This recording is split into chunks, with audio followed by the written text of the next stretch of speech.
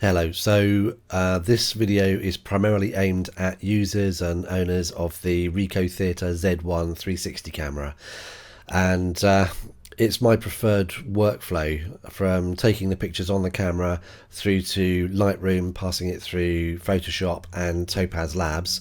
And along the way in this video I'll share with you my preferred way, the best way of getting rid of the tripod stand, because there's lots of tutorials on YouTube about how to do that, and a lot of them include putting Nadir patches on there, and I just think that's a half measure. If you're going to do the job, then make it look as professional as you can, and when you are panning up and down in that 360 virtual tour, you do not want to be seeing some logo patch when you look down. You just want to see the floor as the floor was supposed to be. That's just my opinion. But then again, there are virtual tour purists who would say that using a dedicated 360 camera, like even like the Z1, is a cheap way out, and they wouldn't be wrong. Certainly, when you use an SLR and a nice fisheye lens, and we've got that equipment too, and we use it, you do get an extremely good and clear result. But depending on what purpose you are going to be using that virtual turf for, you have to bear in mind the time it is going to take to produce it with an SLR and the cost therein, as opposed to being able to get the job done in an allotted time using the dedicated camera. So it swings and roundabouts.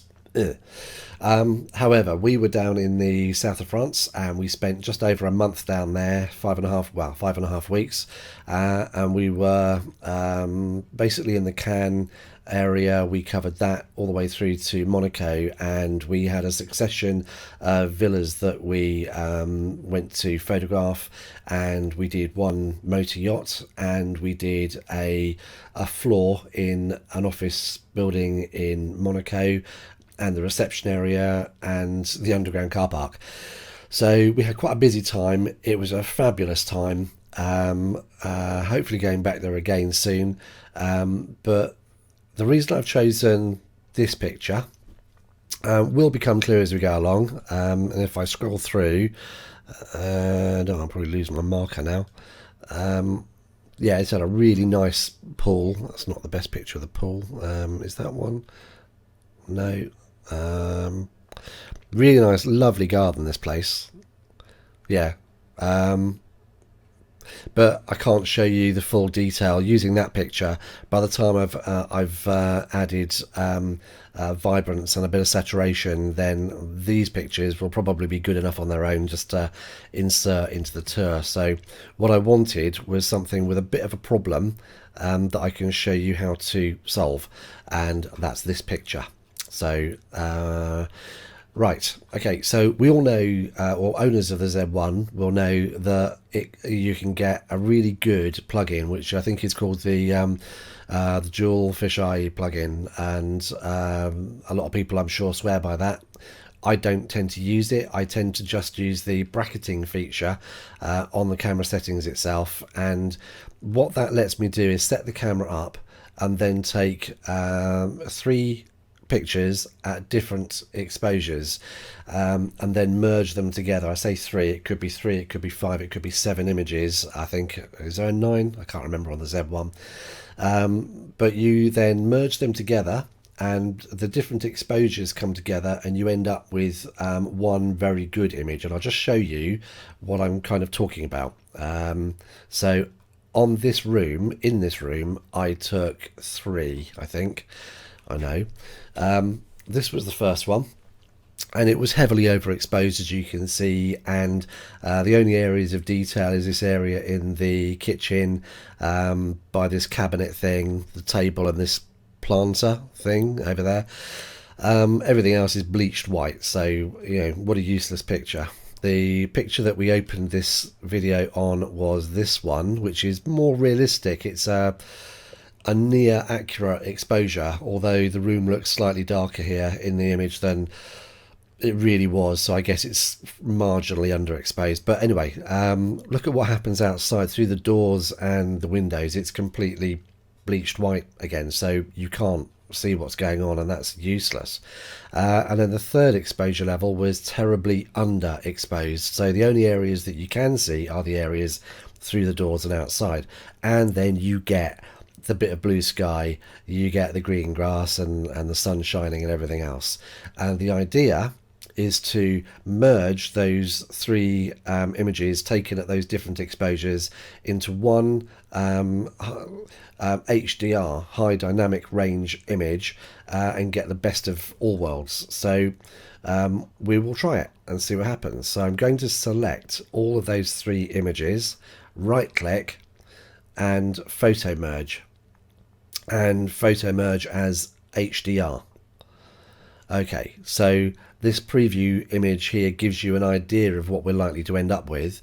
I can see that I've got details of the room, and I can see I've got the outside and the grass area. Looks a bit dingy, but let's see how we go. So with these settings, do not click auto align. Do click auto settings. On the deghost amount, choose none. Don't bother clicking create stack, and then click merge. And what will happen at the bottom here where all my pictures are, I will get, hopefully that's the one there, a result, and that's my new image. So yeah, straight away you can see that we've combined the overexposed, the relatively normal and the underexposed image, and we've ended up with something that gives us the best of both worlds, except it's not quite right. So the other thing you'll notice is that on that original underexposed image, it's called a .dng, and the normal exposure a .dng, and the same for the overexposed one, a .dng. Our new image that we've just created is now an HDR.dng. Great. Okay, so staying on that, we now want to lighten the inside of this room, and there's a heck of a lot of noise on the walls and ceilings, so we'll address that as well, but not just yet. Let's just see if we can lighten things up. So we'll try the exposure. Don't really like messing around with the exposure. If you've just set the exposure for your HDRs, there's no point going to Lightroom and then playing around with it again, but it's a bit dark, so let's see what happens. Oh no, that ain't gonna work, because all that's gonna do is bleach back the outside again. So let's go Control Z, I'm on a PC today here, and do the same thing with the highlights. Maybe that will work. Absolutely not. It's just going to bleach back everything that's outside. Right. So let's just go Control Z and take that back to normal. And there is a workaround, and this is what it is. So what we're going to do is we're going to right click on the image, and we are going to create a virtual copy. And if you look down on the bottom here, you'll see, if I click on the original one, and have a look over here, this is our HDR.dng, and the virtual copy that we've just made is now our HDR.dng/copy1. Great. So staying on that copy one, we're now going to use the panel over the right hand side, and we are not going to mess around with the exposure setting at all. That's set, that's done, leave it. We're going to play with the highlights. Now I'm not doing this for a customer, I'm doing this for this video, so all I'm going to do is lighten it up very quickly, just so that the difference is completely noticeable for the sake of the video. Bang the blacks down slightly, that's fine. Add a bit of saturation, give it a bit of life, add a little bit of vibrance, bring it to life a little bit. That will absolutely do. Probably a bit too much saturation on those door stems, maybe a little bit too much there. Oh, I'm a fussy, this is only a demonstration. Okay, so we now have the original HDR, and we now have a much lighter version of the same image. So we're going to select both of those images, right click, and we're going to edit in, open as layers in Photoshop, just down at the bottom of there, and click on that. And I'm just going to get rid of these images in a moment. And what you'll see while this is loading, it will load the image. It's loading layers. That will disappear in a moment, and the other layer will show up. There we go. There's the two layers, and there we are. Right, so that took a few seconds to come through, but I now have both layers. And if you just bear with me, I am just going to get rid of these previous images. There we go.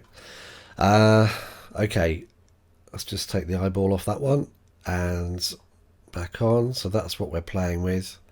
Right, so effectively doing the same thing as we've just done in Lightroom, but just a bit differently. Oh, some of you might know in Lightroom, you say, yeah, but why aren't you using the masking tool? Surely that would have the same effect. Well, yes, it would, but the masking tool is not quite so simple to use for square edge things in Lightroom as it is to do a similar kind of thing in Photoshop, and here's why. So the first thing I'm going to do, I'm going to put the lighter layer over the darker layer and then create a mask. I'm sure most of you are familiar with masks, so let's create a mask. I've got a white screen mask there, and I've got white paint over there, so let's get our brush. Don't need it quite that big, and let's start. Oh, nothing's happening. Okay, Control Z. Let's change it to a black ink, and yeah, something's happening, but it's turning it dark. That's still not good, obviously. Control Z. So what we want is we want the black screen mask. So let's just delete this white one, and this time on our PC it's Alt and click mask, and we now have our black mask. Make sure that you are in the white palette and you've got your brush, and now we got, that'll do pretty much. We can now brush it on and reveal the light image beneath the dark surface. So we get the best of both of us, and we can, very careful, we can go all the way around here and leave, oh, it bleeds. Never mind, Control Z. There is a really good way of doing this, and the way to do this is to use the marquee tool, the lasso tool, and I think I won't use any feather on this. I'll just go from here, and I'll probably speed up the film because I'm an old git, and this will take me 3 times as long as it would take a young pair of hands. And I'm just going to basically lasso off the areas around the doors and windows. There's that. There's a bit of outside light there. Oh, come on. I had it on the wrong setting. Start again. I love it when a plan comes together. And that just shows how old I am, because nobody else would have seen the A-team. Here we go. Ka-clunk. I'll do that. I am going to make a pig's ear of this. Normally I would zoom this in and take some time to do this really, really well. But everyone's got lives to get on with, and I'm sure nobody really wants to wait for me to... it's not exactly a Picasso, is it? Right. Just so long as you're aware that when I'm doing this actually for real, for a customer, this bit is the bit I take probably the longest time over, because I want to get it absolutely perfect. Come on. I will zoom this up faster, speed it up I mean. Come on. My brain to hand has obviously slowed down over the years. Not a lot I can do about that. And besides, I very often use a tablet to do this with a pen, and you get a lot more control. That would have probably been enough just to give you an idea, but I'm here now. And the last... Yo, yippee. Right, so there we go. So I've now got a lasso around all my doors and windows. So that's great. Now I can go back to my brush and I can paint. Oh. Okay. So at the moment, I would be lightening the areas that I want to retain rather than the area that I want to lighten. So Control Z, and we go into Select and Inverse, and now we've got our little marquee going around the outside with all our little bits of lasso on the inside. We can now zoom the brush all the way to a nice 5,000 pixels.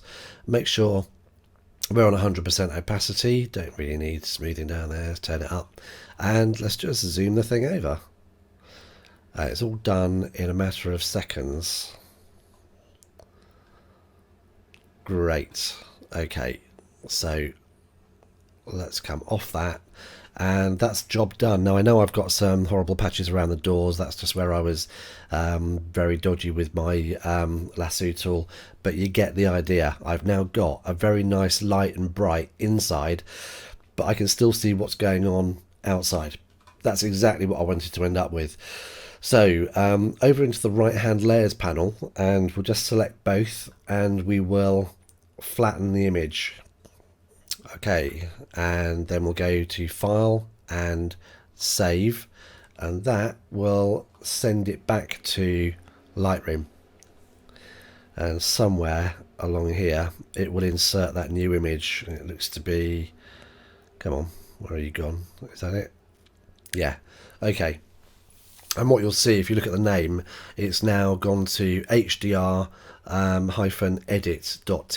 Okay, that's fine.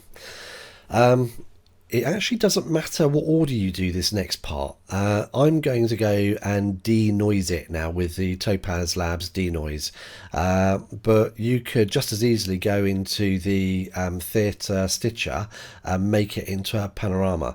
As long as you come back to this position on Lightroom, ready for the next stage, it doesn't really matter how many times you go backwards and forwards to Photoshop either. You just save it, and it will just create a new version of it that will appear on your picture line at the bottom. So let's just right click, and we're going to edit in Topaz deNoise, and edit, and the deNoise thing will come up. And wait for it to update down here. Oh, that looks all right. You can do manual adjustments, and yeah, if you've got the time, no problem. But you have to, it begs the question, you know, if you can see visually that you've got something that's going to work, that's fine. Now, if I go to standard deNoise, I doubt, because it was a low light, yeah, that's it.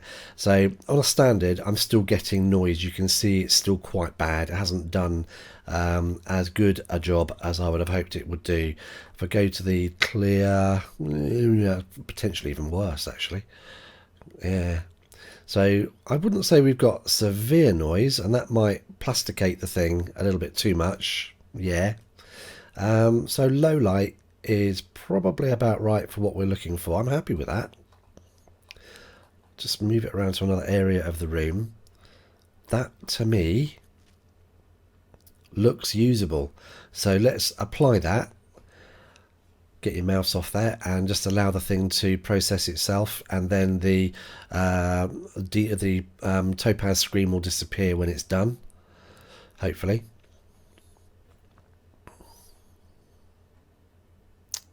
Good. Right, so now let's just have a look and see what our file name is. Now we have an hdr-edit-edit.tiff. So there's our second edit. And we can see now that we've got a very clean looking room. And I'm probably going to go and edit that now in the Ricoh Theta Stitcher software, which on my computer here will open up on another screen.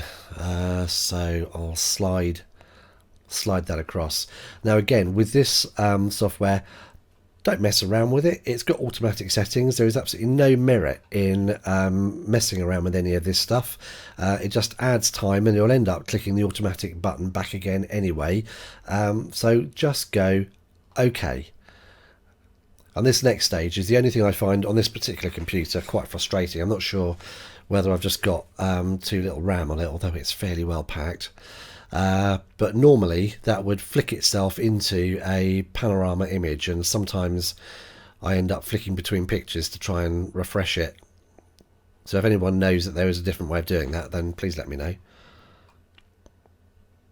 Okay, so there's my edit, so it should be that image.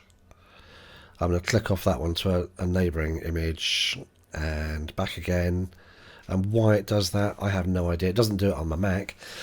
There is our panorama. And the last thing that we have to do before we can export this and then use it in our virtual tour is we need to get rid of the tripod stand. So easiest way to do that is to take it back into Photoshop. So right click, edit in, Photoshop, edit with changes. Okay. What a lot of people will do from here is they will use a lasso tool and they'll go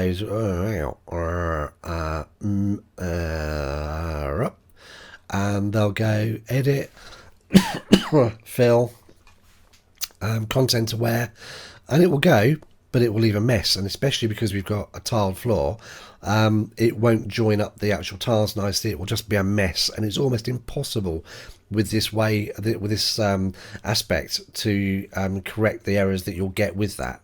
So let's just cancel that and get rid of that marquee and go into image. Oh, in fact, before I do that, what I used to do, I used to use the 3D button.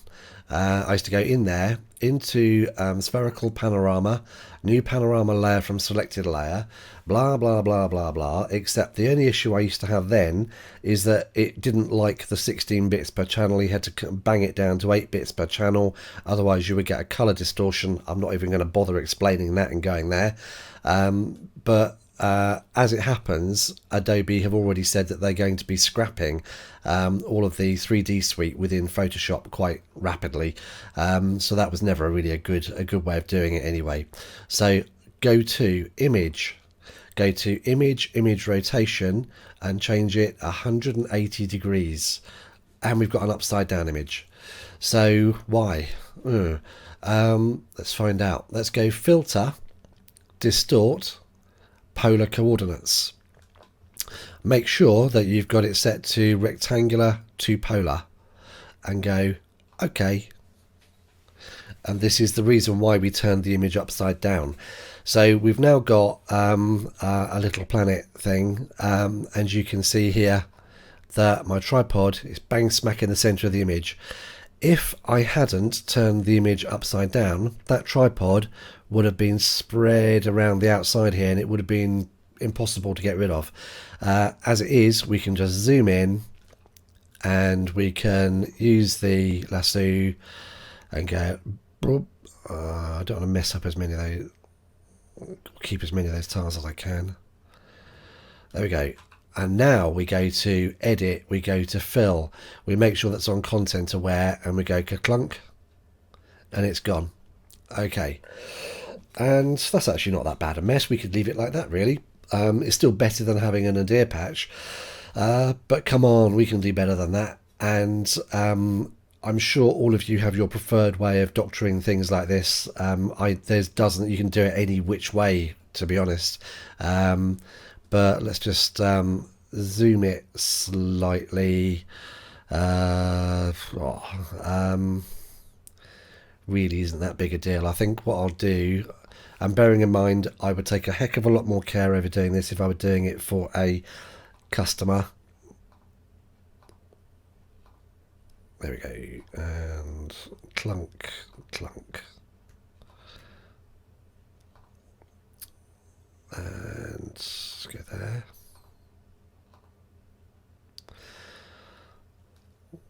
I'm not going to worry about that for this. I mean, I would normally straighten that out. I ain't going to do that for the sake of what I'm doing here now. But what I am going to do is I'm going to take a slice of that one and Control C, Control V, in other words, copy and paste. I've made a new layer, and let's just move that northwards there. Okay, that will probably do for that. Do the same thing with that one. Make sure that you're on the background image, otherwise you'll be copying and pasting nothing. So that will go there. So copy, Control C, Control V, and let's move that over to there. The eraser tool, just to tidy it up just a fraction. This is only a blooming demo, I don't know why I get so caught up on doing this stuff, but still, let's just background, trim that. Oh, yeah. Okay, so all I really got to do is just put a little bit of trim in there. So I'm on the background, and I'll just take a little snippet out of there. CV.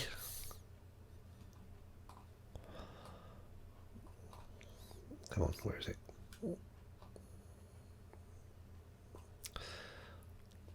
For the purposes of what I'm trying to show you, that will do. And let's merge those layers down. Zoom it out. I mean, okay, I could correct that in an instant, but I ain't going to do it right now. That is now a perfect floor. Nobody is going to, on that virtual tour, nobody's going to look down at their feet and see anything but a joined up tiled floor, and that is just a nice way of doing it. And I'd far rather look at that than I would some sort of graphic patch with a logo on it or whatever. Just that's a half measure. So now that I've flattened that, we need to take it back to its flat state. So we're going to go to Filter and back into Distort, Polar Coordinates, and this time we're going to go Polar back to Rectangular. I'm going to cough again. Old man. I'll zoom it down slightly, and again, and again. There we go. And I'm going to go back into Image and Image Rotation, 180 degrees, and presto, there we go. There is our image with a really neat line that you will never know. That's good. Okay, so what we do is we save again and go back to Lightroom, and you should see that image update itself, and bang, you're away, and that's job done. Now, bearing in mind I was very quick going around these door openings and windows, obviously I wouldn't be happy with what I've done there, but it works, doesn't it? And literally you are left to export that in the normal way as a panorama, and then insert it and use it into your virtual tour.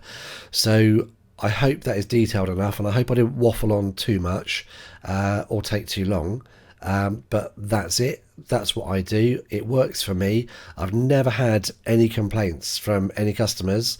They're all very happy with the quality of virtual tour and the quality of the pictures that they get, and they know that I'm using a dedicated 360 camera for the purpose that it's being used for. In other words, as holiday lets and to show up on websites. Perfect camera, perfect tool, very lightweight, easy to use, thoroughly recommend it. And on that note, I'll say goodbye.